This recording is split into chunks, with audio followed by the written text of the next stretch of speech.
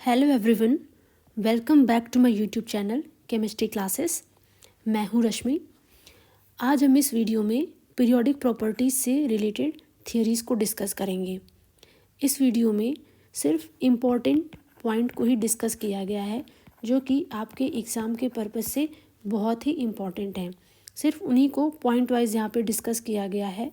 बाकी जो डिटेल है और जो बेसिक्स है आप उन्हें खुद से पढ़ेंगे, आप उन्हें खुद से स्ट्रॉन्ग करेंगे। ठीक है, यहाँ पे जितने भी इम्पोर्टेंट पॉइंट्स हैं उसे यहाँ पे डिस्कस किया गया है। ओके, तो स्टार्ट करते हैं।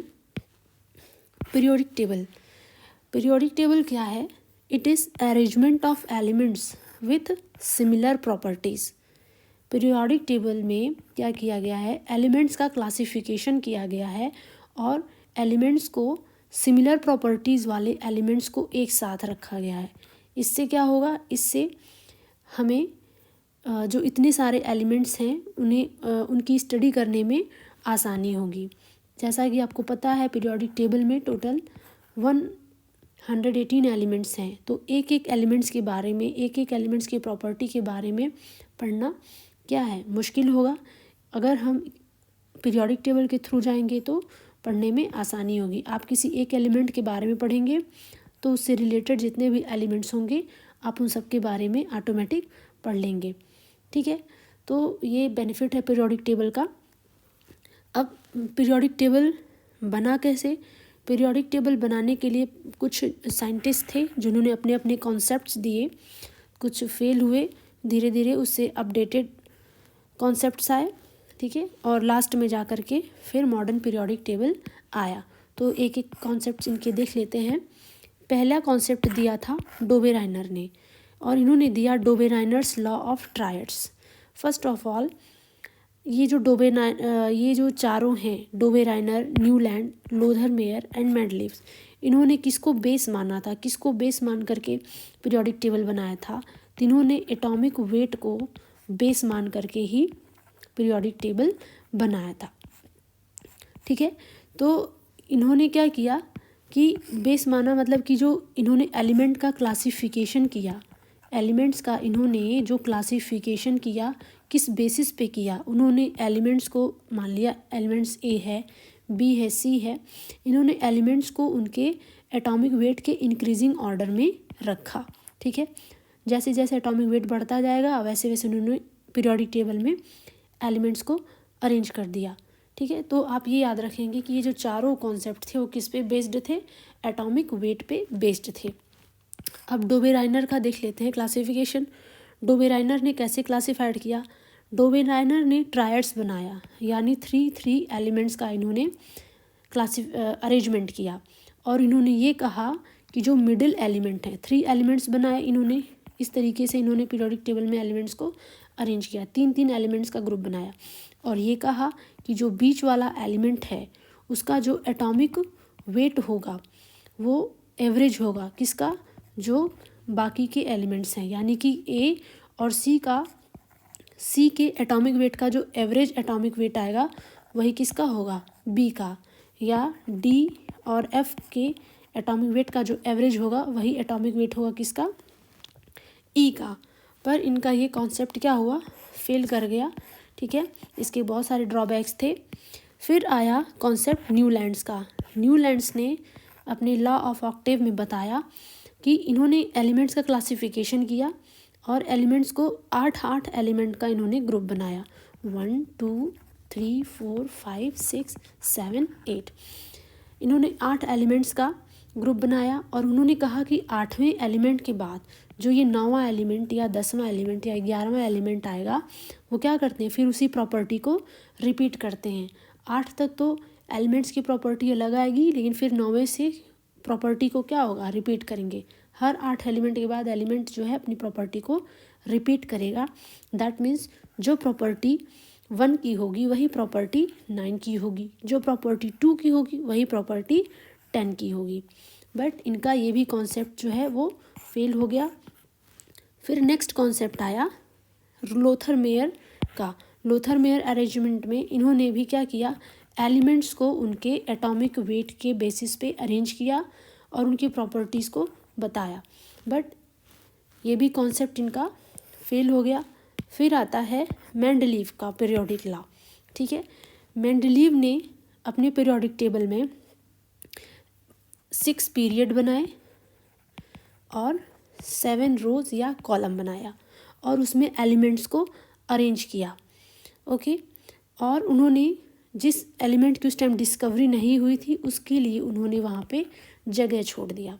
ठीक है, तो मेंडलीव के पीरियोडिक टेबल में क्या था कि जिस चीज़ के लिए उन्होंने जगह छोड़ी थी उसका नाम उन्होंने उसके डिस्कवर्ड किए गए एलिमेंट्स के बेसिस पे रख दिया। फॉर एग्जांपल, जैसे कि यहाँ पे हमने लिखा है एका बोरान, एका सिलिकॉन या एका एल्यूमिनियम। ये इनके नाम है स्कैंडियम, जर्मेनियम और गैलियम।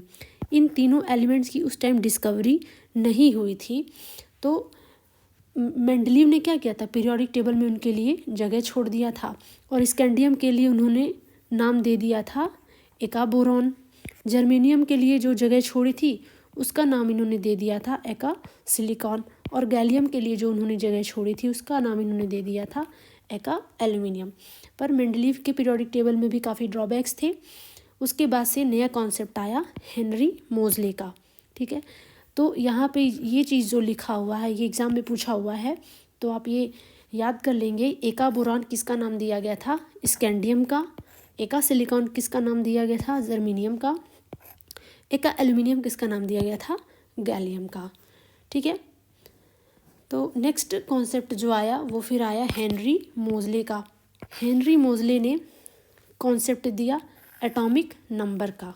ठीक है, हेनरी मोजले ने कहा कि जो पीरियोडिक प्रॉपर्टी है, जो भी केमिकल और फिजिकल प्रॉपर्टी है एलिमेंट्स की, वो एटॉमिक वेट का फंक्शन नहीं होती है। वो किसका फंक्शन होती है, एटॉमिक नंबर का।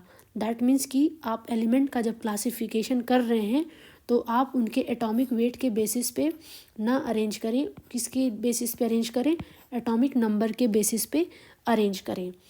तो इन्होंने यही किया, एलिमेंट उन्होंने कॉन्सेप्ट दिया एटॉमिक नंबर का। एटॉमिक नंबर का कॉन्सेप्ट कहाँ से आया, हेनरी ने एक्सरे स्पेक्ट्रोस्कोपी एक्सपेरिमेंट परफॉर्म किया और वहाँ पे उन्होंने पाया कि he concluded that atomic number was a fundamental property of element. X ray spectroscopy से उन्होंने एटॉमिक नंबर का कॉन्सेप्ट दिया और कहा कि एटॉमिक नंबर ही फंडामेंटल प्रॉपर्टी है एलिमेंट की, एटॉमिक वेट नहीं होगा। उसके लिए उन्होंने एक फार्मूला भी जनरेट किया जिसमें रूट है, रूट न्यू स्क्वायर। ये न्यू है, फ्रीक्वेंसी है A/Z-B, जहाँ पे न्यू आपका जो है वो क्या है, फ्रीक्वेंसी है। एक्सरे, जो उन्होंने एक्सरे स्पेक्ट्रोस्कोपी में एक्सरे यूज़ किया, जो एक्सरे एमिटेड बाय मेटल, इस वो उसकी जो फ्रीक्वेंसी है न्यू, वो क्या है, वो डायरेक्टली प्रोपोर्शनल है एटॉमिक नंबर के। यहाँ पे A और B क्या है, कांस्टेंट हैं। ये फ्रीक्वेंसी है एक्सरे की और ये क्या है, एटॉमिक नंबर है। तो उन्होंने ये फार्मूला जनरेट किया और एटॉमिक नंबर का कॉन्सेप्ट दिया। फिर उसके बाद से इसके बेसिस पे एलिमेंट्स का क्लासिफिकेशन किया गया और फिर मॉडर्न पीरियोडिक टेबल बनाया गया। ठीक है, जिसको long form of periodic table भी कहते हैं। तो ये हमारा जो long form of periodic table यानी कि जो मॉडर्न पीरियोडिक टेबल है वो किस पे बेस्ड है, वो एटॉमिक नंबर पे बेस्ड है। उसमें the physical and chemical properties of the elements are periodic function of their atomic numbers. Modern periodic table में कहा गया कि जो फिजिकल और केमिकल प्रॉपर्टी है एलिमेंट्स की, वो किसकी पीरियोडिक फंक्शन है, एटॉमिक नंबर्स की। एलिमेंट्स को किसके ऑर्डर में रखा गया, एटॉमिक नंबर के इंक्रीजिंग ऑर्डर में रखा गया। ओके, तो ये याद रखेंगे कि फिजिकल और मॉडर्न पीरियोडिक टेबल में ये जो फिजिकल एंड केमिकल प्रॉपर्टी है वो किसकी पीरियोडिक फंक्शन है, एटॉमिक नंबर्स की। और जो पहले के कॉन्सेप्ट दिए गए थे उसमें ये फिजिकल और केमिकल प्रॉपर्टी किसकी पीरियोडिक फंक्शन होती थी, एटॉमिक वेट की। ठीक है, तो ये आप ध्यान रखेंगे। नेक्स्ट पॉइंट है modern periodic table. Modern periodic table में क्या है, तो यहाँ पे शॉर्ट में लिखा गया है, आप उसको एक बार देख लेंगे। मॉडर्न पीरियोडिक टेबल में 7 पीरियड्स हैं और 18 कॉलम्स हैं। ठीक है, फर्स्ट पीरियड में 2 एलिमेंट्स हैं, हीलियम और हाइड्रोजन और हीलियम। ठीक है, ये सबसे छोटा पीरियड है, सबसे शॉर्टेस्ट पीरियड है। फिर है सेकंड पीरियड में 8 एलिमेंट्स हैं, लिथियम से लेकर के नियॉन तक। थर्ड पीरियड में 8 एलिमेंट्स हैं, सोडियम से लेके आर्गन तक। फोर्थ पीरियड है, उसमें 18 एलिमेंट्स हैं, पोटेशियम से लेके क्रिप्टॉन तक। फिफ्थ पीरियड में 18 एलिमेंट्स हैं, रूबीडियम से लेकर के जेनॉन तक। सिक्स पीरियड में 32 एलिमेंट्स हैं, सीजियम से लेकर के रेडॉन तक, और इसमें लैंथेनाइड एलिमेंट्स भी हैं एफ ब्लॉक के। सेवन्थ पीरियड में 25 एलिमेंट्स हैं, मैक्सिमम कैपेसिटी कितनी है 32 एलिमेंट्स की, बट कितने हैं 25 एलिमेंट हैं, बाकी अभी डिस्कवर्ड नहीं है। ये फ्रैंक्शियम से स्टार्टेड है, इसमें एक्टिनाइड्स भी आते हैं। ठीक है, तो सेवन्थ पीरियड कैसा पीरियड है, इनकम्प्लीट पीरियड है। तो मैक्सिमम इसमें 32 एलिमेंट्स आएंगे। जो बचे हुए एलिमेंट्स हैं अगर मान लो वो भी डिस्कवर्ड हो जाते हैं तो मैक्सिमम कितने आएंगे 32 ही आएंगे। 32 के अलावा और भी एलिमेंट्स अगर डिस्कवर्ड होते हैं तो फिर उनके लिए अलग टेबल बनाना पड़ेगा, वो पीरियोडिक टेबल में नहीं आएंगे। तो सेवन्थ पीरियड तो इनकम्प्लीट है, इसलिए जो सिक्स पीरियड है वो सबसे क्या है लॉन्गेस्ट पीरियड है। ठीक है, और सबसे शॉर्टेस्ट कौन सा है, फर्स्ट पीरियड है।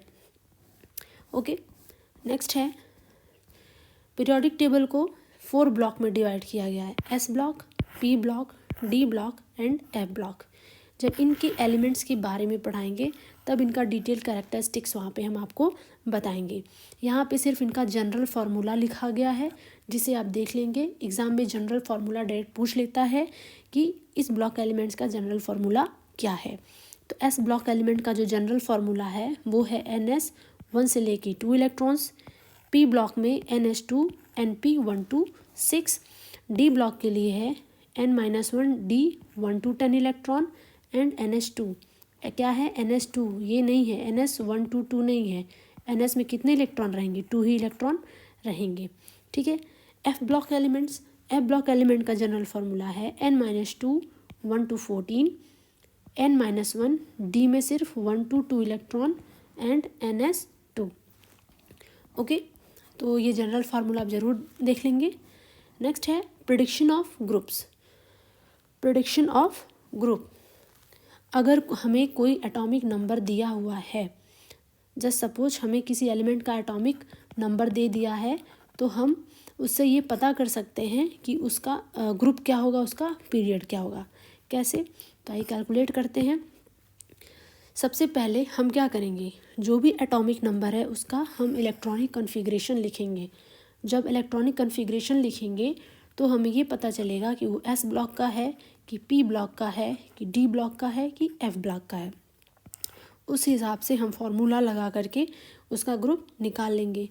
अगर वो एलिमेंट एस ब्लॉक का है तो फॉर एस ब्लॉक एलिमेंट्स जो फार्मूला होगा नंबर ऑफ ग्रुप निकालने का, कैसे निकालेंगे number of group, number of valence electron.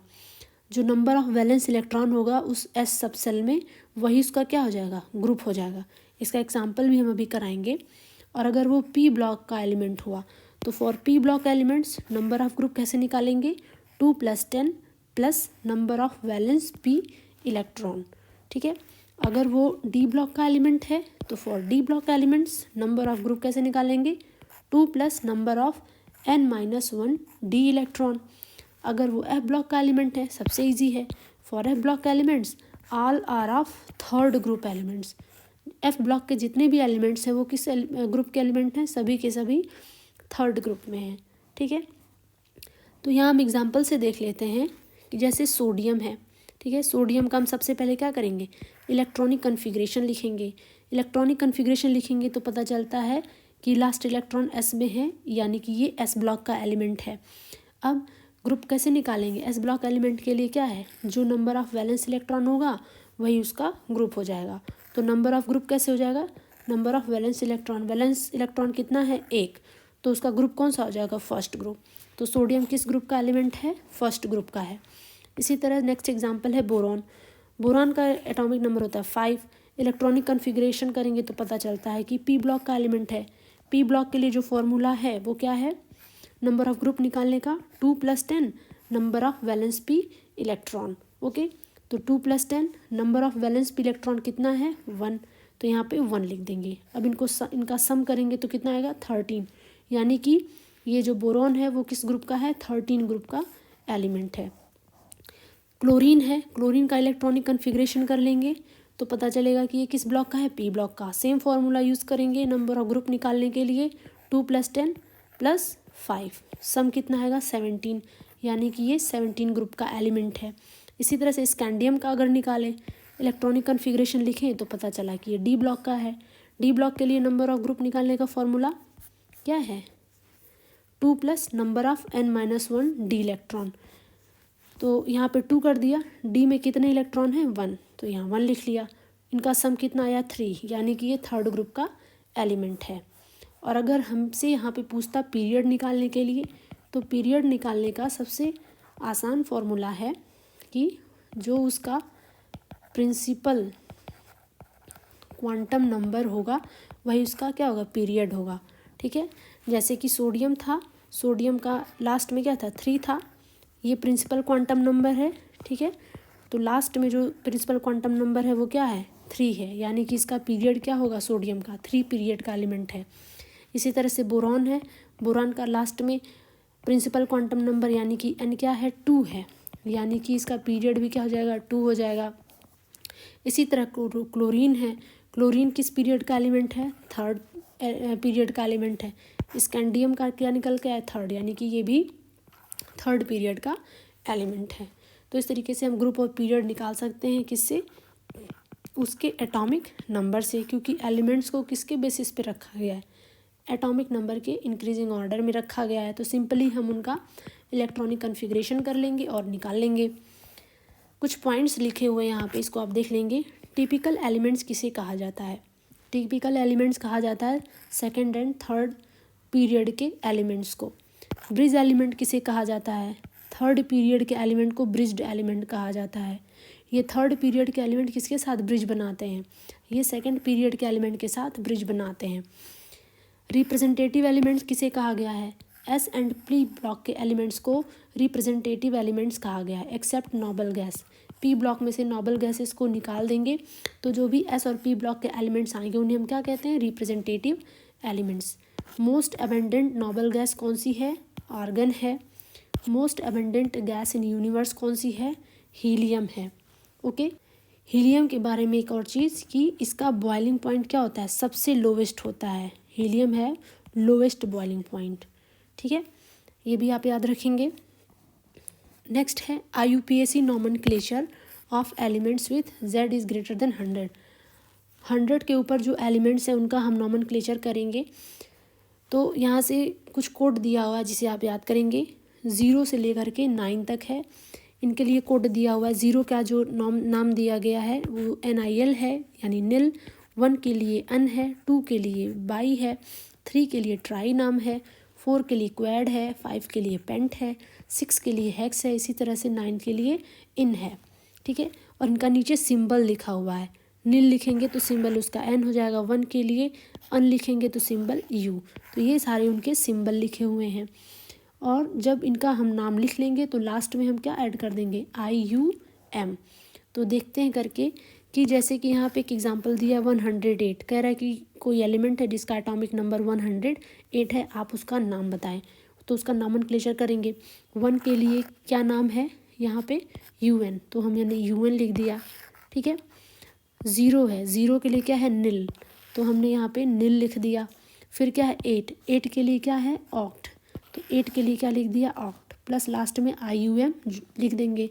अब इनको लिखेंगे कलेक्टिवली तो ये क्या आ जाएगा, नेम इनका अनिल ऑक्टियम। ठीक है, ये हो जाएगा उसका नेम। इसका इजली नॉमेनक्लेचर हम कर सकते हैं। सिंबल क्या हो जाएगा, UNO। इसी तरह से एक और एग्जांपल है 112। 1 के लिए अन, 1 के लिए क्या है, अन, 2 के लिए क्या हो जाएगा, बाई, प्लस IUM, तो इनका क्या नाम हो जाएगा, अननबियम। सिंबल हो जाएगा UUB। आप इसको देख लेंगे। ये कंप्लीट पॉइंट्स जो हैं सब NCERT पे ही बेस्ड हैं।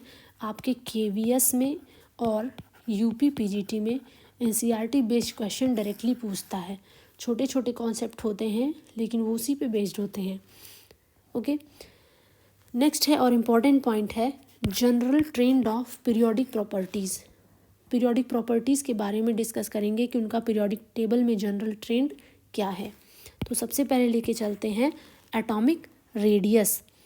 एटॉमिक रेडियस क्या होता है? Distance from the centre of the nucleus to the outermost shell containing electrons. यानी कि जो ये एटम है, ये जो एटम है, ये न्यूक्लियस एटम का, ये उसके सेल हैं और ये आउटर सेल है। तो आउटर सेल में जो इलेक्ट्रॉन है और ये जो न्यूक्लियस का सेंटर है, इनके बीच का जो डिस्टेंस होता है, इसे हम क्या कहते हैं? Atomic radius. ठीक है। हालांकि एटॉमिक रेडियस का जो एस्टिमेशन किया जाता है वो दो एटम्स को लेके कंपैरेटिवली किया जाता है।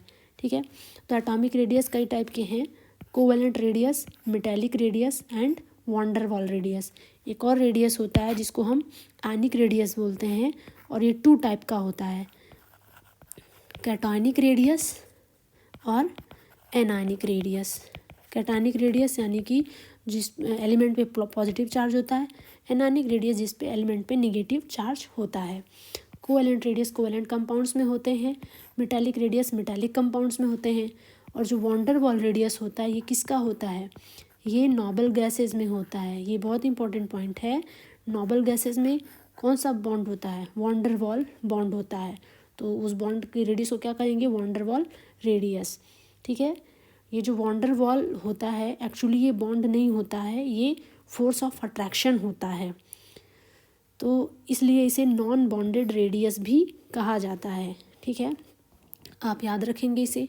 अगर हम इनको ऑर्डर में रखें तो सबसे ज़्यादा बड़ा रेडियस जो होता है वो वॉन डेर वाल रेडियस होता है, फिर मेटालिक बॉन्ड होता है, फिर कोवेलेंट रेडियस, फिर रेडियस ऑफ एनायन, फिर रेडियस ऑफ कैटायन। जो बॉन्ड जितना ज़्यादा स्ट्रॉन्ग होता है उसका रेडियस उतना ही क्या होता है? कम होता है। जो बॉन्ड जितना ज़्यादा वीक होता है उसका रेडियस उतना ही क्या होगा? बड़ा होगा। ठीक है। बॉन्ड स्ट्रॉन्ग होने का मतलब है, क्या मतलब है? कि उनके बीच में, एटम्स के बीच में अट्रैक्शन ज़्यादा है। अट्रैक्शन ज़्यादा होने का मतलब क्या है? कि जो एटम्स हैं काफ़ी क्लोज हैं। ठीक है। अगर बॉन्ड वीक है तो अट्रैक्शन क्या है? कम है, यानी कि एलिमेंट्स क्या हैं? इनके बीच अट्रैक्शन कम है तो एलिमेंट्स दूर दूर होंगे। जब डिस्टेंस ज़्यादा होगा एलिमेंट्स के बीच में तो आपका रेडियस क्या होगा? ज़्यादा होगा। डिस्टेंस कम होगा तो रेडियस भी क्या होगा? कम होगा। ठीक है। तो वही चीज़ है, van der Waal weak bond होता है इसलिए उसका रेडियस ज़्यादा होता है। कोवेलेंट बॉन्ड स्ट्रॉन्ग बॉन्ड होता है मेटालिक बॉन्ड और वॉन डेर वाल बॉन्ड से, इसलिए इसका रेडियस भी क्या होता है? इसका रेडियस कम होता है। बॉन्ड स्ट्रॉन्ग है तो रेडियस क्या होगा? कम होगा। नेक्स्ट पॉइंट है atomic radii of noble gas atoms are only the van der Waals radii. Noble gases के एटम्स का जो रेडियाई होता है वो कैसा होता है? Van der Waal radii. ठीक है। नेक्स्ट है वेरिएशन अलॉन्ग पीरियड। एटॉमिक और आयनिक रेडियस का वेरिएशन क्या होगा पीरियोडिक टेबल में? अलॉन्ग पीरियड मतलब लेफ़्ट टू राइट जाने पे। लेफ़्ट टू राइट जाएंगे तो एटॉमिक रेडियस और आयनिक रेडियस क्या होता है? डिक्रीज़ होता है। और अगर हम ग्रुप में जाएंगे यानी टॉप टू बॉटम जाएंगे तो ये एटॉमिक रेडियस और आयनिक रेडियस क्या होते हैं? इंक्रीज़ होते हैं। ठीक है। इसका रीज़न क्या है कि जब हम लेफ़्ट टू राइट जाते हैं तो इफ़ेक्टिव न्यूक्लियर चार्ज जो होता है वो क्या होता है? वो बढ़ता है। इफ़ेक्टिव न्यूक्लियर चार्ज बढ़ने से साइज़ क्या हो जाती है? साइज़ घट जाती है। साइज़ घटेगी तो जाहिर सी बात है रेडियस क्या होगा? घटेगा। ठीक है। इसके बारे में हम बताएंगे डिटेल में। इंक्रीजेस बढ़ता क्यों है टॉप टू बॉटम जाने में? टॉप टू बॉटम में बढ़ता है इसलिए क्योंकि नंबर ऑफ सेल्स क्या होते हैं? बढ़ते हैं। यानी कि नंबर ऑफ सेल्स बढ़ता है, दैट मीन्स कि क्या बढ़ रहा है? साइज़ बढ़ रहा है। एटम का साइज़ बढ़ रहा है। साइज़ बढ़ेगा तो ऑटोमेटिक रेडियस भी क्या होगा? आपका बढ़ेगा। ठीक है। इफ़ेक्टिव न्यूक्लियर चार्ज होता है आपका कि जैसे ये न्यूक्लियस है, न्यूक्लियस के पास जितना भी पॉजिटिव चार्ज होता है, जितना भी आउटर इलेक्ट्रॉन को अट्रैक्ट करने के लिए, वही इसका इफेक्टिव न्यूक्लियर चार्ज कहलाता है। ठीक है। ये आउटर इलेक्ट्रॉन जितना भी फोर्स ऑफ अट्रैक्शन इस न्यूक्लियर से अट्रैक्शन पावर जितना भी ये इसकी तरफ से महसूस करता है वही उसका क्या कहलाता है, इफ़ेक्टिव न्यूक्लियर चार्ज। ये चार्ज जितना ज़्यादा होगा इनके बीच में अट्रैक्शन उतना ही ज़्यादा होगा, न्यूक्लियस उतना ही स्ट्रांगली इस इलेक्ट्रॉन को बाइंड रखेगा। और साइज़ क्या हो जाएगी, अगर ये इफ़ेक्टिव न्यूक्लियर चार्ज ज़्यादा है तो साइज़ क्या हो जाएगी, कम हो जाएगी। ठीक है, यानी कि न्यूक्लियस पे जो टोटल चार्ज होता है पॉजिटिव चार्ज वही उसका क्या कहलाता है, इफ़ेक्टिव न्यूक्लियर चार्ज।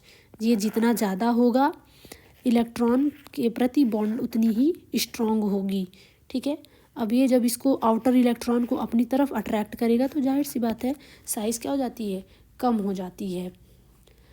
नेक्स्ट है पॉइंट, इसको याद रखेंगे, alkali metals have largest and halogens have the smallest size in period. ठीक है, एल्कली मेटल्स क्योंकि हम लेफ़्ट टू राइट जाते हैं तो एल्कली मेटल्स किसकी तरफ जाते हैं, हैलोजन्स की तरफ ही जाते हैं। ठीक है, तो यहाँ पे जाने पे साइज़ क्या होता है, एटॉमिक रेडियस घटता है तो साइज़ क्या होता है, घटता है, यानी कि हैलोजन्स का साइज़ क्या होगा, वो कम होगा। नोबल गैसेस का क्या होता है, साइज़ बड़ा होता है, आप याद रखेंगे। ठीक है, इसका साइज़ क्या होता है, बड़ा होता है, किससे, हैलोजन से। नोबल गैसेस का साइज़ हैलोजन से बड़ा होता है। अब एल्कली मेटल, अब जब टॉप टू एल्कली मेटल्स का क्या होगा, यहाँ पे साइज़ बड़ा हो गया, जाहिर सी बात है, हैलोजन का क्या हो गया, छोटा हो गया। नेक्स्ट वही चीज़ है, size of halogen is less than size of noble gases. Noble gas में क्या पाया जाता है, वॉन डेर वाल रेडियस पाया जाता है। हैलोजन में क्या पाया जाता है, कोवेलेंट रेडियस पाया जाता है। और अभी जस्ट ऊपर हमने बताया है कि वॉन डेर वाल रेडियस क्या होता है, कोवेलेंट रेडियस से ज़्यादा होता है। तो रेडियस ज़्यादा तो साइज़ ज़्यादा, इसलिए हैलोजन का साइज़ क्या हो जाता है, स्मॉल हो जाता है। ठीक है, ये इम्पॉर्टेंट पॉइंट है, इसको आप याद रखेंगे। नेक्स्ट है एक्सेप्शन, कुछ एक्सेप्शंस हैं यहाँ पे, बहुत इंपॉर्टेंट एक्सेप्शन है, देख लेते हैं। यहाँ पे ये डी ब्लॉक एलिमेंट्स लिखे हुए हैं। ठीक है, डी ब्लॉक एलिमेंट्स, इनके बारे में क्या लिखा हुआ है कि पीरियड में जनरली क्या होता है, जब हम पीरियड में लेफ़्ट टू राइट जाते हैं तो साइज़ यानी कि जो रेडियस है वो क्या होता है, आपका घटता जाता है। तो यहाँ पे क्या एक्सेप्शन है कि atomic and ionic radii first decreases till D subshell exactly half filled and thereafter these remain nearly same because poor shielding effect of inner d cell electron। यहाँ पे कहा जा रहा है कि जब एटॉमिक और आयनिक रेडियाई, जब हम स्कैंडियम से मैग्नीज तक जाते हैं, क्योंकि मैग्नीज में क्या है, D5 हाफ फील्ड इलेक्ट्रॉन, तो वहाँ तो जनरल ट्रेंड को ही फॉलो करता है, यानी कि रेडियस क्या होता है, घटता है। पर जब हम आयरन से निकिल की तरफ बढ़ते हैं या आयरन से निकिल की तरफ बढ़ते हैं तो जो ये रेडियस होता है वो क्या हो जाता है, नियरली सेम हो जाता है, ना घटता है ना बढ़ता है। ठीक है, इनका आपस में रेडियस क्या हो जाता है, सेम हो जाता है, और फिर यहाँ से घटता है। ऐसा क्यों होता है, ऐसा शील्डिंग इफेक्ट की वजह से होता है। शील्डिंग इफेक्ट की वजह से जो इनर डी सबसेल इलेक्ट्रॉन है वो शील्डिंग इफेक्ट शो नहीं करते हैं, जिसकी वजह से यहाँ से रेडियस क्या हो जाता है, आपका नहीं बढ़ता है। ठीक है, तो शील्डिंग इफेक्ट क्या होता है अभी हम उसको बताएंगे। अभी एक चीज़ और है, यहाँ पे ग्रुप में क्या होता है, ग्रुप में यानी कि जब हम टॉप टू बॉटम जाते हैं, इसका जनरल ट्रेंड क्या है कि जब हम टॉप टू बॉटम जा रहे हैं तो रेडियस क्या होता है, बढ़ता है। तो ये फर्स्ट से सेकंड ग्रुप में जब आते हैं, फर्स्ट सीरीज से सेकंड, तो पहले तो बढ़ता है, बट जब हम सेकंड से थर्ड में आते हैं तो इनका रेडियस लगभग सेम होता है। एग्ज़ाम में कई बार पूछा है कि जिरकोनियम और हॉफनियम का जनरली रेडियस क्या होता है, सेम होता है। रेडियस सेम होने की वजह से इनकी केमिकल और फिजिकल प्रॉपर्टी भी क्या होती है, लगभग सेम होती है। तो ऐसा क्यों होता है, तो ऐसा होता है लेंथेनाइड कॉन्ट्रैक्शन की वजह से। लेंथेनाइड कॉन्ट्रैक्शन की वजह से जिरकोनियम और हॉफनियम का जो रेडियस है वो लगभग सेम हो जाता है। तो लेंथेनाइड कॉन्ट्रैक्शन क्या होता है ये भी आपको बताते हैं। शील्डिंग इफेक्ट क्या होता है वो भी हम आपको यहाँ पे बताते हैं। ठीक है, यहाँ पे क्या है, शील्डिंग इफेक्ट, हालांकि आपको पता होगा फिर भी आप यहाँ पे देख लीजिए शील्डिंग इफेक्ट क्या होता है। ये जो न्यूक्लियस होता है ओके, न्यूक्लियस के आउटर कुछ सेल होते हैं और कुछ इनर सेल होते हैं। तो जो आउटर सेल होते हैं इसको हम क्या बोलते हैं, वैलेंस सेल बोलते हैं। आउटर सेल को हम वैलेंस सेल भी बोलते हैं या आउटर सेल बोलते हैं। और इसमें जो इलेक्ट्रॉन होता है उसको हम क्या बोलते हैं, वैलेंस इलेक्ट्रॉन बोलते हैं। और बाकी ये जो तीनों सेल हैं, ये 1, 2 और ये 3, इनको हम क्या बोलते हैं, इन्हें हम बोलते हैं इनर सेल। और इनके जो इलेक्ट्रॉन होते हैं उनको हम बोलते हैं कोर इलेक्ट्रॉन या इसको हम बोलते हैं इनर इलेक्ट्रॉन। ओके, तो अब होता क्या है कि ये जो आउटर इलेक्ट्रॉन है और ये जो न्यूक्लियस है, न्यूक्लियस हमने क्या बताया यहाँ पे पॉजिटिवली चार्ज होता है। न्यूक्लियस के पास जितने भी पॉजिटिव चार्ज जितना ज़्यादा होता है उसी को हम क्या बोलते हैं, इफ़ेक्टिव न्यूक्लियर चार्ज। ये इफ़ेक्टिव न्यूक्लियर चार्ज जितना ज़्यादा होगा उसका force of attraction outer electron पे उतना ही ज़्यादा होगा। तो ये इनर इलेक्ट्रॉन को पे तो फोर्स लगाता ही है, साथ ही साथ आउटर इलेक्ट्रॉन को भी क्या करता है, अपनी तरफ अट्रैक्ट करता है। जितना ज़्यादा ये पॉजिटिव चार्ज, जितना ज़्यादा इफ़ेक्टिव न्यूक्लियर चार्ज, उतना ज़्यादा अट्रैक्शन। ठीक है, तो होता क्या है कि ये जो इनर सेल के इलेक्ट्रॉन है ये एक शील्ड की तरह काम करने लगते हैं। किसकी तरह काम करने लगते हैं, ये शील्ड की तरह काम करने लगते हैं। क्योंकि इलेक्ट्रॉन सारे के सारे क्या होते हैं, निगेटिवली चार्ज होते हैं, इसलिए ये आपस में क्या करते हैं, रिपल्शन करते हैं। रिपल्शन की वजह से ये एक शील्ड की तरह काम करने लगते हैं। शील्ड क्या करता है, शील्ड प्रोटेक्ट करने का काम करता है। ठीक है, तो प्रोटेक्ट करता है किससे, आउटर सेल के जो इलेक्ट्रॉन हैं उसको न्यूक्लियस से क्या करने लगता है, प्रोटेक्ट करने लगता है। यानी कि उसके इनके बीच के जो अट्रैक्शन है उसको क्या कर देता है, कम कर देता है शील्ड बना करके। ठीक है, तो इसी को क्या कहते हैं, इसी को कहते हैं शील्डिंग इफेक्ट। ओके, तो अब जैसे ये न्यूक्लियस है पॉजिटिवली चार्ज, मान लिया ये कुछ इसके सेल हैं। ठीक है, मान लो कि ये एस सब सेल है, ये पी सब सेल है, ये डी सब सेल है और ये एफ सब सेल है। एफ सब सेल में जो इलेक्ट्रॉन है इस पे ये जो न्यूक्लियस है क्या कर रहा है, फोर्स ऑफ अट्रैक्शन लगा रहा है। ठीक है, लेकिन अभी हम एक और चीज़ इसमें लिखा हुआ है आगे कि जो शील्डिंग पावर होती है वो एस ब्लॉक के वो एस सब सेल के एलिमेंट्स की सबसे ज़्यादा होती है, फिर पी की होती है, फिर डी की होती है, फिर एफ की। डी और जो एफ है ये शील्डिंग जो है, शील्डिंग लगभग नहीं के बराबर करते हैं, ये बहुत कम शील्डिंग करते हैं। सबसे ज़्यादा शील्डिंग कौन करता है, एस और पी सब सेल के इलेक्ट्रॉन्स करते हैं। डी और एफ के इलेक्ट्रॉन्स उतनी ज़्यादा शील्डिंग नहीं करते हैं। तो अभी क्या है, ये एस है और पी है, ये ज़्यादा शील्डिंग करते हैं और ये अट्रैक्शन को कम करते हैं। ठीक है, डी जो डी का है वो अट्रैक्शन क्या करता है, कम करता है या नहीं के बराबर करता है। तो इसके पहले जो भी था वहाँ पे क्या था, मैग्नीज तक बढ़ रहा था, लेकिन आयरन कोबाल्ट निकिल का नहीं बढ़ रहा था। क्यों नहीं बढ़ रहा था, क्योंकि उसमें तो खैर एफ नहीं था, वहाँ उसमें डी तक ही था। तो डी में जब 5 से इलेक्ट्रॉन एक्सीड करने लगते हैं तो ये शील्डिंग नहीं करते। तो शील्डिंग नहीं करेंगे तो क्या होगा कि जो जितना एस और पी पावर लगा के शील्डिंग कर रहे थे उतना ही शील्डिंग जो है इसमें भी हो रही है, डी में भी हो रही है, नहीं हो रही है।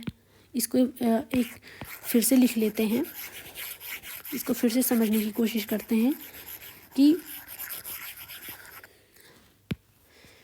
जैसे कि ये न्यूक्लियस है, ठीक है, ये एस है, ये पी है और ये डी है। ठीक है, D5 तक इलेक्ट्रॉन आया और ये एस शील्डिंग कर रहा है और पी शील्डिंग कर रहा है, यानी कि अट्रैक्शन पावर को, न्यूक्लियस के अट्रैक्शन पावर को डिक्रीज कर रहा है D5 तक। लेकिन D6 इलेक्ट्रॉन हुआ, D7 इलेक्ट्रॉन हुआ। ठीक है, तो यहाँ पे डी क्या कर रहा है, शील्डिंग नहीं कर रहा है। तो शील्डिंग नहीं करने की वजह से जितना D5 तक था, मैग्नीज तक था, ठीक है, तो ये लगभग किसके से, जब शील्डिंग नहीं हो रही है तो आयरन के इक्वल होगा, आयरन का कोबाल्ट के इक्वल होगा, कोबाल्ट का निकिल के इक्वल हो जाए, क्योंकि यहाँ पे शील्डिंग, वही शील्डिंग मैग्नीज में भी हो रही है और वही शील्डिंग जो है आयरन में भी हो रही है। ठीक है, लगभग क्या हो रही है, शील्डिंग सेम है। इसलिए इनका जो एटॉमिक रेडियस है वो क्या हो जाएगा, सेम हो जाएगा। ठीक है। और लेंथेनाइड कॉन्ट्रैक्शन में क्या होता है, लेंथेनाइड कॉन्ट्रैक्शन में एक और सेल जुड़ जाता है, वो होता है आपका एफ सेल। तो अब यहाँ पे भी एस पी ही शील्डिंग कर रहे हैं, डी भी शील्डिंग नहीं कर रहा है। ठीक है। तो लगभग क्या होता है, इन सब का साइज लगभग सिमिलर हो जाता है। ठीक है, शील्डिंग पावर वहाँ पे नहीं होती है।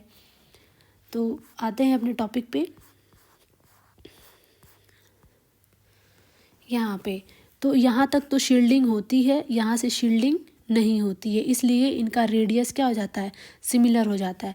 मतलब कि न्यूक्लियस और आउटर इलेक्ट्रॉन के बीच में जितना अट्रैक्शन वहाँ पे था उतना ही यहाँ पे भी है, इसलिए क्या हो जाता है, ये रेडियस लगभग सेम हो जाता है। नंबर ऑफ़ इलेक्ट्रॉन बढ़ते हैं बट रेडियस इनका नहीं घटता है। ठीक है। और ये चीज़ हो जाता है लेंथेनाइड कॉन्ट्रैक्शन की वजह से। यहाँ पे एफ ब्लॉक के यहाँ पे एफ सब सेल के जो इलेक्ट्रॉन होते हैं वो शील्डिंग नहीं करते, इसलिए इनका साइज़ क्या होता है, लगभग सेम ही हो जाता है। जितनी साइज़ इनकी उतनी ही साइज़ इनकी। ओके। तो यहाँ पे हमने लिखा भी है शील्डिंग पावर का एस सबसे ज़्यादा करता है, फिर पी सब सेल के एलिमेंट करते हैं, फिर डी के, फिर एफ के। नेक्स्ट है आइसो इलेक्ट्रॉनिक स्पीसीज़। अगर आपको आइसो इलेक्ट्रॉनिक स्पीसीज़ दे दिए जाएँ, आइसो इलेक्ट्रॉनिक स्पीसीज़ क्या होता है, जिसमें नंबर ऑफ़ इलेक्ट्रॉन क्या होते हैं, सेम होते हैं। तो यहाँ पे कुछ आइसो इलेक्ट्रॉनिक स्पीसीज़ है जिसमें आपको अगर कह देता है कि आप एटॉमिक रेडियस बताएं किसका ज़्यादा है किसका कम है, तो ये हम कैसे बताएंगे, क्योंकि सब में नंबर ऑफ़ इलेक्ट्रॉन क्या है, सिमिलर है। ठीक है। तो इसको निकालने के लिए सबसे पहला पॉइंट है कि हम निकाल लेते हैं रेडियस से, ये कॉमन सेंस से कि रेडियस ऑफ एनायन क्या होगा, ज़्यादा होगा किससे, रेडियस ऑफ कैटायन से। तो पहले हम उसको डिफ्रेंशिएट कर लें। ठीक है, ये चीज़ हो गया। अब जो बचे हुए एनायंस हैं उनका हम कैसे निकालेंगे एटॉमिक रेडियस, तो जिस पे चार्ज ज़्यादा उनका रेडियस ज़्यादा। ठीक है ना, ये क्या है, इस पे चार्ज कम है तो इसका रेडियस कम हो जाएगा, इसका चार्ज सबसे कम है इसका सबसे कम हो जाएगा। इसी तरह से इसमें से इलेक्ट्रॉन निकल गया यानी कि इसका साइज़ क्या हो गया, कम हो गया। इसमें से 2 इलेक्ट्रॉन निकला, इसका साइज़ और कम। इसमें से 3 निकला तो इसका साइज़ और कम। तो इस तरीके से एक छोटे से ट्रिक से भी इसको लगा सकते हैं। ठीक है। और हम इफ़ेक्टिव न्यूक्लियर चार्ज से भी लगा सकते हैं, इफ़ेक्टिव न्यूक्लियर चार्ज निकाल करके। तो ये इफ़ेक्टिव न्यूक्लियर चार्ज क्या होता है, जैसे हमने बताया अभी कि net positive charge experienced bye an electron in an atom, कि जो भी इलेक्ट्रॉन हैं आपके एटम के न्यूक्लियस से जितना भी यहाँ से पॉजिटिव चार्ज यानी कि अट्रैक्शन पावर ये जितना भी फील करते हैं वही इसका क्या कहलाता है, इफ़ेक्टिव न्यूक्लियर चार्ज। तो इसके लिए फॉर्मूला होता है Z effective is equals to Z minus S. Z क्या है, एटॉमिक नंबर है, एस क्या है, कोर इलेक्ट्रॉन यानी कि इनर इलेक्ट्रॉन। एक चीज़ है शील्डिंग इफेक्ट जिसके बारे में हमने अभी बताया, the inner electron shield between nucleus and valence electron that is outer electron. मतलब कि attraction between nucleus and outer electron reduces by inner electron which is known as shielding effect. Okay. अब periodic table में trend देखते हैं, ये already बता चुके हैं कि एटॉमिक एंड आयनिक रेडियाई क्या होता है, पीरियोडिक टेबल में लेफ़्ट टू राइट जाने पे डिक्रीज़ होता है, टॉप टू बॉटम जाने पे इंक्रीज़ होता है, क्योंकि नंबर ऑफ सेल इंक्रीज़ होता है। तो यहाँ पे एटॉमिक रेडियस जो है वो इफ़ेक्टिव न्यूक्लियर चार्ज के इन्वर्सली प्रोपोर्शनल होता है। तो हमने यही एग्जांपल लिया था कि अगर आपको इसे जेड इफेक्टिव से निकालना हो तो कैसे निकालेंगे, तो उसके लिए हम ये फार्मूला लगा के इफ़ेक्टिव न्यूक्लियर चार्ज निकाल लेंगे। अगर हमें नाइट्रोजन का निकालना है, ठीक है, तो इसका इलेक्ट्रॉनिक कन्फिग्रेशन लिख लेंगे। सिंस ये आइसो इलेक्ट्रॉनिक स्पीसीज हैं तो सब में 10 इलेक्ट्रॉन है, तो इनके इलेक्ट्रॉनिक कन्फिग्रेशन भी क्या होंगे, सबके सेम होंगे। तो हम फार्मूला से देख लेते हैं।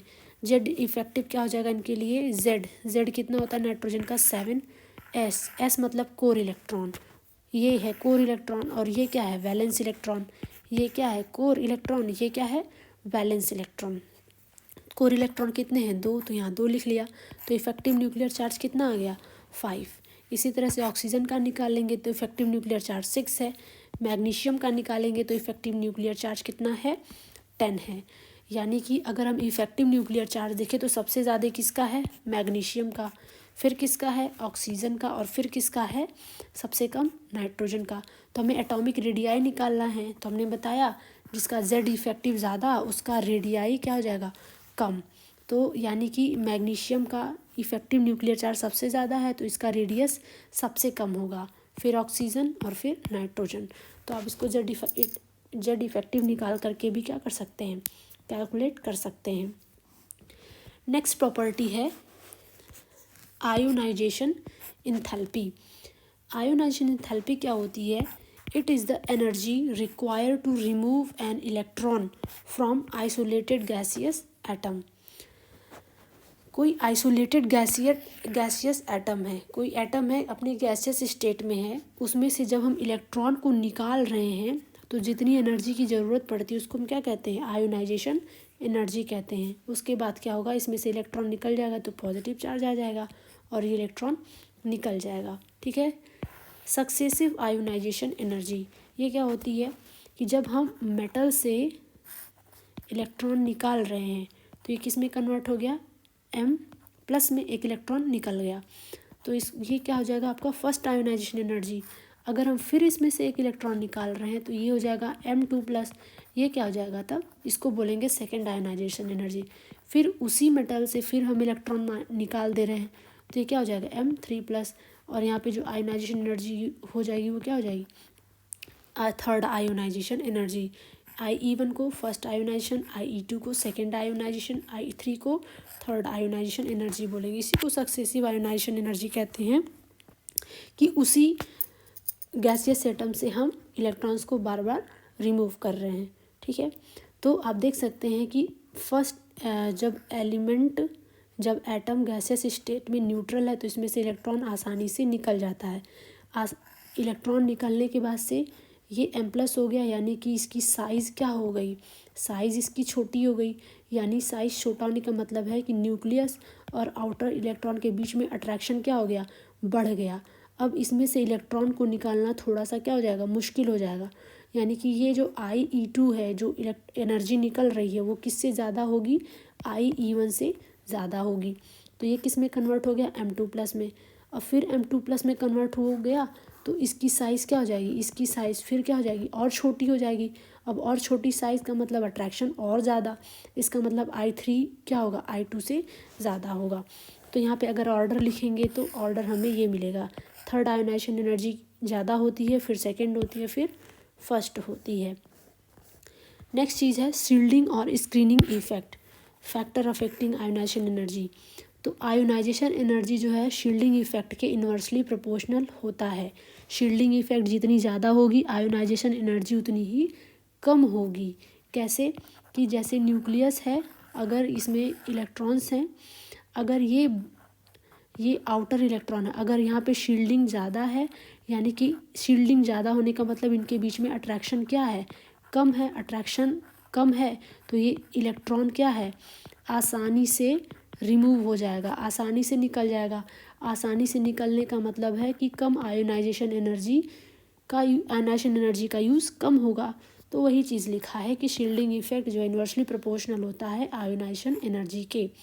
शील्डिंग इफेक्ट का मतलब सिंपली है कि वो अट्रैक्शन को कम कर देता है, अट्रैक्शन को कम कर देता है किसके बीच में, न्यूक्लियस और आउटर इलेक्ट्रॉन के बीच में। नेक्स्ट है न्यूक्लियर चार्ज। न्यूक्लियर चार्ज के डायरेक्टली प्रोपोर्शनल होता है आयोनाइजेशन एनर्जी, ठीक है। डायरेक्टली प्रोपोर्शनल होने का मतलब है कि न्यूक्लियर चार्ज यानी कि जितना पॉजिटिव चार्ज भी न्यूक्लियस पे होगा और ये अगर आउटर इलेक्ट्रॉन है, अगर ये ज़्यादा होगा न्यूक्लियर चार्ज यानी जेड इफेक्टिव ज़्यादा होगा तो इनके बीच में अट्रैक्शन क्या होगा, ज़्यादा होगा। अट्रैक्शन ज़्यादा होगा तो आयोनाइजेशन एनर्जी हमें ज़्यादा एनर्जी लगानी पड़ेगी इलेक्ट्रॉन को रिमूव करने के लिए, ठीक है। इसलिए यहाँ पे आयोनाइजेशन एनर्जी क्या हो जाएगी, ज़्यादा हो जाएगी। नेक्स्ट है penetration effect of electron. Penetration of effect जो होता है S इलेक्ट्रॉन का ज़्यादा होता है, फिर P का, फिर D का और फिर F का। वही शील्डिंग वाली बात है, शील्डिंग पावर किसका सबसे ज़्यादा है, S का होता है। इसलिए इसमें आयोनाइजेशन एनर्जी सबसे ज़्यादा यूज़ होती है और एफ एलिमेंट्स की जो है आयोनाइजेशन एनर्जी सबसे कम होती है। नेक्स्ट है इलेक्ट्रॉनिक कन्फिग्रेशन। इलेक्ट्रॉनिक कन्फिग्रेशन पे भी डिपेंड करता है आयोनाइजेशन एनर्जी, और इसी से रिलेटेड क्वेश्चन एग्जाम में आते हैं, क्योंकि जो फुली फील्ड और हाफ फील्ड ऑर्बिटल वाले एलिमेंट होते हैं वो बहुत ज़्यादा स्टेबल होते हैं। ठीक है, बहुत ज़्यादा स्टेबल है तो आयोनाइजेशन एनर्जी की भी ज़रूरत क्या होगी, ज़्यादा पड़ेगी। ठीक है, तो अगर कुछ एलिमेंट्स दिए हुए जैसे कि आगे एग्जांपल दिया है, ठीक है, मान लो यहाँ पे आगे एग्जांपल है वहाँ पे मैं बताऊँगी। ठीक है, जैसे यहाँ पे दिया हुआ है कि first ionization energy of group 15 element is higher than that of group 16। Group 15 का एलिमेंट है नाइट्रोजन, ग्रुप 16 का एलिमेंट है ऑक्सीजन। तो यहाँ पे इलेक्ट्रॉनिक कन्फिग्रेशन करके देखते हैं तो क्या पता चलता है कि नाइट्रोजन में हाफ फील्ड एलिमेंट्स हैं, ऑक्सीजन में हाफ फील्ड नहीं है। तो ये हाफ फील्ड होने की वजह से क्या होता है, नाइट्रोजन का जो आयोनाइजेशन एनर्जी है वो किससे ज़्यादा आता है, ऑक्सीजन से ज़्यादा हो जाता है। जबकि ये क्या है, एक एक्सेप्शन ही तो है, क्योंकि पीरियोडिक टेबल में जब हम लेफ़्ट टू राइट जाते हैं तो आयोनाइजेशन एनर्जी बढ़ती है, टॉप टू बॉटम जाएंगे तो आयोनाइजेशन एनर्जी घटती है। ये बहुत इंपॉर्टेंट है, आप ये ट्रेंड याद रखेंगे। तो जब ग्रुप 15 से हम ग्रुप 16 में जाते हैं, यानी कि हम लेफ़्ट टू राइट जा रहे हैं, तो आयोनाइजेशन एनर्जी क्या होनी चाहिए, बढ़नी चाहिए। बट इस हाफ फील्ड की वजह से नाइट्रोजन है, इस ग्रुप 16 का ऑक्सीजन है, ये अपोजिट हो जाता है, नाइट्रोजन का आयोनाइजेशन एनर्जी ज़्यादा हो जाता है। ठीक है, नेक्स्ट है पॉइंट्स में लिखा है ionization energy maximum for noble gases और मिनिमम होता है एल्कली मेटल्स के लिए। ठीक है, नोबल गैसेस का आयोनाइजेशन एनर्जी ज़्यादा क्यों होता है, क्योंकि ये फुली फिल्ड ऑर्बिटल्स होते हैं। ठीक है, मोर स्टेबल होते हैं। Elements having low ionization energy, जिन एलिमेंट्स की आयोनाइजेशन एनर्जी लो होती है वो स्ट्रॉन्ग रिड्यूसिंग एजेंट की तरह एक्ट करते हैं। नेक्स्ट पॉइंट है इलेक्ट्रॉन गेन एंथैल्पी, यानी कि इलेक्ट्रॉन एफिनिटी। ये क्या होता है, the amount of energy released when a neutral gaseous atom accept an electron to form gaseous anion. जब किसी गैसियस एटम से इलेक्ट्रॉन हम क्या करते हैं, ऐड करते हैं, तो जो एनर्जी रिलीज़ होती है उसी को हम क्या कहते हैं, इलेक्ट्रॉन एफिनिटी कहते हैं।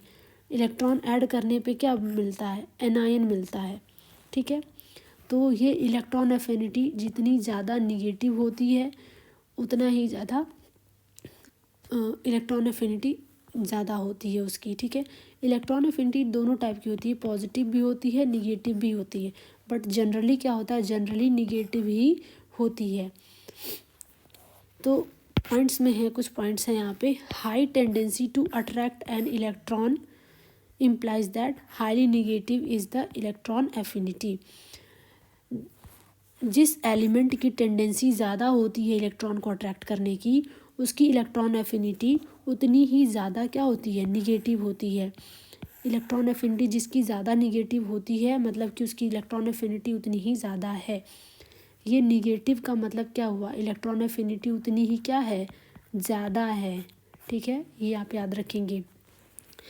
Electron affinity of halogen are maximum in which chlorine have highest electron affinity in periodic table.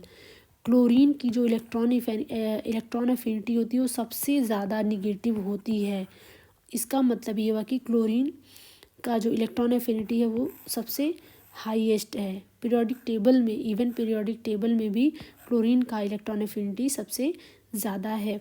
तो एक इम्पॉर्टेंट पॉइंट है, जनरल ट्रेंड में तो कुछ और होता है, लेकिन क्लोरीन का अगर कुछ एलिमेंट्स दिए हों और उसमें क्लोरीन भी हो तो क्लोरीन को आंख बंद करके लगा देंगे कि इसकी इलेक्ट्रॉन एफिनिटी सबसे ज़्यादा होती है। तो जो ऑर्डर हो जाएगा वो क्लोरीन का सबसे ज़्यादा, फिर फ्लोरीन, फिर ब्रोमीन, फिर आयोडीन। नेक्स्ट पॉइंट है noble gases elements of group 15 यानी कि nitrogen family have positive value of electron gain enthalpy. इनकी वैल्यू जो होती है वो पॉजिटिव होती है। पीरियोडिक टेबल में देखें तो electron affinity increases, left to right जाएंगे किसी पीरियड में तो इलेक्ट्रॉन एफिनिटी जो होती है वो बढ़ती है, यानी कि बहुत ज़्यादा निगेटिव होती है। और इलेक्ट्रॉन एफिनिटी जैसे जैसे हम नीचे जाते जाएंगे उतनी ज़्यादा क्या होती है, पॉजिटिव होती है। यानी कि इलेक्ट्रॉन एफिनिटी क्या होती है, टॉप टू बॉटम जाने पे ग्रुप में घटती है। यहाँ पे एक एग्जांपल है, कुछ एलिमेंट्स दिए हैं, इनको अरेंज करना है इनके ऑर्डर में, increasing order of electron affinity. तो हमने कहा था कि कुछ एलिमेंट्स अगर दिखते हैं और इलेक्ट्रॉन एफिनिटी के ऑर्डर में अरेंज करने को कहता है, और उसमें क्लोरीन है, तो आँख बंद करके पहले हम क्या करेंगे, क्लोरीन को लिख लेंगे। उसके बाद से देखते हैं फ्लोरीन जो है वो सेकंड ग्रुप का है, फास्फोरस सल्फर और क्लोरीन जो है वो थर्ड पीरियड के हैं। फ्लोरीन जो है वो सेकंड पीरियड का है और फास्फोरस सल्फर क्लोरीन जो है वो थर्ड पीरियड के हैं। तो हमने क्या कहता है, पीरियड में लेफ़्ट टू राइट जाएंगे तो इलेक्ट्रॉन एफिनिटी क्या होती है, वो बढ़ती है। और जब ग्रुप में टॉप टू बॉटम जाते हैं तो इलेक्ट्रॉन एफिनिटी क्या होती है, घटती है। टॉप टू बॉटम जा रहे हैं तो कौन है, क्लोरीन है, पर ये एक्सेप्शन हमने पढ़ा है कि क्लोरीन का फ्लोरीन से ज़्यादा होता है, तो इसलिए हम इसको लिख लेंगे। लेकिन फ्लोरीन का फास्फोरस और सल्फर से ज़्यादा होगा क्योंकि हम नीचे जा रहे हैं और इलेक्ट्रॉन एफिनिटी घट रही है, तो क्लोरीन के बाद फ्लोरीन लिखेंगे। अब बचता है फास्फोरस और सल्फर, तो हम लेफ़्ट टू राइट जाने पे इलेक्ट्रॉन एफिनिटी क्या होती है, बढ़ती है। तो सल्फर की ज़्यादा होगी, फास्फोरस की कम होगी, तो ये उसका ऑर्डर हो जाएगा। ठीक है, नेक्स्ट पॉइंट है इलेक्ट्रोनिगेटिविटी। इलेक्ट्रोनिगेटिविटी क्या है, electron attracting power of an element in A compound. किसी कंपाउंड में जो एलिमेंट्स होते हैं उसमें इलेक्ट्रॉन अट्रैक्टिंग पावर जिसकी ज़्यादा होगी उसको हम क्या कहेंगे, उसकी इलेक्ट्रोनिगेटिविटी ज़्यादा है। अब आप ये याद रखेंगे कि इलेक्ट्रोनिगेटिविटी की बात हम किस में कर रहे हैं, कंपाउंड में। उसके बाद से आयोनाइजेशन एनर्जी या इलेक्ट्रॉन एफिनिटी की बात हम किस में करते थे, एलिमेंट में या एटम में, किसी एक एलिमेंट में नहीं, एटम में। ठीक है, वो भी कैसा, आइसोलेटेड गैसियस एटम में। और यहाँ पे हम किसकी बात कर रहे हैं, कंपाउंड में। तो पीरियड टेबल में जो जनरल ट्रेंड होता है कि पीरियड में जब हम लेफ़्ट टू राइट जा रहे हैं तो इलेक्ट्रोनिगेटिविटी क्या हो रही है, बढ़ रही है। टॉप टू बॉटम जा रहे हैं तो इलेक्ट्रोनिगेटिविटी क्या हो रही है, घट रही है। ठीक है, तो कुछ पॉइंट्स हैं, इंपॉर्टेंट पॉइंट्स, आप उसको लिख लेंगे। Fluorine is the most electronegative atom, और उसके बाद से जो है फ्लोरीन की सबसे ज़्यादा होती है, फिर ऑक्सीजन की होती है। नाइट्रोजन और क्लोरीन की लगभग सिमिलर होती है। सेकेंड पॉइंट है noble gases do not exhibit electronegativity due to stable configuration. Third point है caesium is the least electronegative atom, that is की most electropositive, hence most metallic element in periodic table. Caesium का जो होता है electronegativity सबसे कम होता है। सबसे कम होने का मतलब है कि वो इलेक्ट्रोपॉजिटिव नेचर शो करते हैं। जो सबसे ज़्यादा इलेक्ट्रोपॉजिटिव नेचर शो करेंगे उनकी मेटालिक प्रॉपर्टी क्या होती है, ज़्यादा होती है। और ये पॉइंट भी याद रखेंगे कि नोबल गैसेस जो होती है इलेक्ट्रोनिगेटिविटी शो नहीं करती हैं। नेक्स्ट पॉइंट है कि अगर ऑर्गेनिक कंपाउंड्स हैं, कार्बन है, तो अगर हाइब्रिडाइजेशन के बेसिस पे देखें तो sp की इलेक्ट्रोनिगेटिविटी सबसे ज़्यादा होती है, फिर sp2 की होती है, फिर sp3 की होती है। यानी कि electronegativity directly proportional to s character ज़्यादा तो इलेक्ट्रोनिगेटिविटी ज़्यादा। नेक्स्ट पॉइंट है electronegativity increases with increase in oxidation number because oxidation number increase the attraction of electron. अगर कुछ कंपाउंड्स एलिमेंट्स हैं उसमें इलेक्ट्रोनिगेटिविटी क्या कर रही है, बढ़ रही है, किसके साथ, ऑक्सीडेशन नंबर के साथ। ऑक्सीडेशन नंबर बढ़ रहा है तो इलेक्ट्रोनिगेटिविटी भी क्या होगी, बढ़ेगी। ऑक्सीडेशन नंबर बढ़ने का मतलब ही यही है कि इलेक्ट्रॉन को अट्रैक्शन ऑफ इलेक्ट्रॉन क्या हो रहा है, बढ़ रहा है। ठीक है, जैसे कि यहाँ पे एग्जांपल दिया है, लेड 2+ है, लेड 4+ है। लेड 2+ में इलेक्ट्रोनिगेटिविटी कितनी है, 1.87। लेड 4+ में ये ऑक्सीडेशन स्टेट ज़्यादा है इस लेड से, तो यहाँ पे इलेक्ट्रोनिगेटिविटी आप देख सकते हैं क्या है, ज़्यादा है। कहने का मतलब है कि electronegativity directly proportional to oxidation number ज़्यादा तो इलेक्ट्रोनिगेटिविटी ज़्यादा। नेक्स्ट पॉइंट है electronegativity is not constant quantity. Electronegativity constant quantity नहीं है, फिक्स क्वांटिटी नहीं है। ये एलिमेंट के नेचर पे डिपेंड करती है और उसी के हिसाब से चेंज होती है। ठीक है, जैसे कि कार्बन ही है, अगर कार्बन sp2 है तो उसकी इलेक्ट्रोनिगेटिविटी ज़्यादा होगी। ठीक है, कार्बन अगर हमारा sp2 है तो इसकी इलेक्ट्रोनेगेटिविटी इससे कम होगी sp से। और अगर कार्बन sp3 हाइब्रिडाइज्ड है तो उसकी इलेक्ट्रोनेगेटिविटी सबसे कम होगी इन दोनों के कंपैरिजन में। ठीक है, यानी कि कांस्टेंट क्वांटिटी नहीं होती है इलेक्ट्रोनेगेटिविटी। नेक्स्ट पॉइंट है nature of bond can be predicted from electronegativity difference. Electronegativity difference के बेसिस पे हम बॉन्ड का नेचर भी बता सकते हैं कि कैसा बॉन्ड है, आयनिक है, कोवेलेंट है, कैसा है। If electronegativity difference between two atom is 0 तो बॉन्ड कैसा होगा, bond will be pure covalent. अगर 1.7 आता है इलेक्ट्रोनेगेटिविटी डिफरेंस, ये आप याद रखेंगे, तो इसका मतलब है कि उस 50% आयनिक है और 50% कोवेलेंट है। और 2 से अधिक आता है इसका मतलब कि वो प्योर क्या है, आयनिक है। नेक्स्ट पॉइंट है higher the electronegativity difference smaller the bond length. Electronegativity अगर ज़्यादा है तो बॉन्ड लेंथ क्या हो जाएगा, ऑटोमेटिक कम हो जाएगा। नेक्स्ट है इलेक्ट्रोनेगेटिविटी मेजरमेंट मेथड्स। यहाँ पे कुछ मेथड दिए हैं इलेक्ट्रोनेगेटिविटी मेजरमेंट के, जैसे कि है मूलिकन स्केल। ये आप याद रखेंगे, एग्जाम में डायरेक्ट फार्मूला पूछ सकता है। ये पॉइंट आपका एनसीईआरटी में दिया हुआ है, इसलिए इसको आप ज़रूर से याद रखेंगे। मूलिकन स्केल के लिए, मूलिकन स्केल क्या है, ये इलेक्ट्रोनेगेटिविटी है। ठीक है, तो average of ionisation energy and electron affinity का जो एवरेज होगा वही क्या हो जाएगा, उसका इलेक्ट्रोनेगेटिविटी हो जाएगा। ये किसका फार्मूला है, मूलिकन का। सेकंड है पाउलिंग स्केल। पाउलिंग स्केल में फार्मूला दिया हुआ है एलिमेंट को निकालने का, एक्स बी माइनस एक्स से 0.1017 अंडर रूट डेल्टा। सिमिलरली यही भी होगा, अगर किलो जूल पर मोल में लेंगे तो ये फार्मूला, किलो कैलोरी पर मोल में लेंगे तो ये फार्मूला। ये क्या है आपका, ये रिलेशन है between Pauling and Mulliken scale. Pauling scale is equals to Mulliken scale upon 2.8। Next है ऑलरेड रॉको मेथड।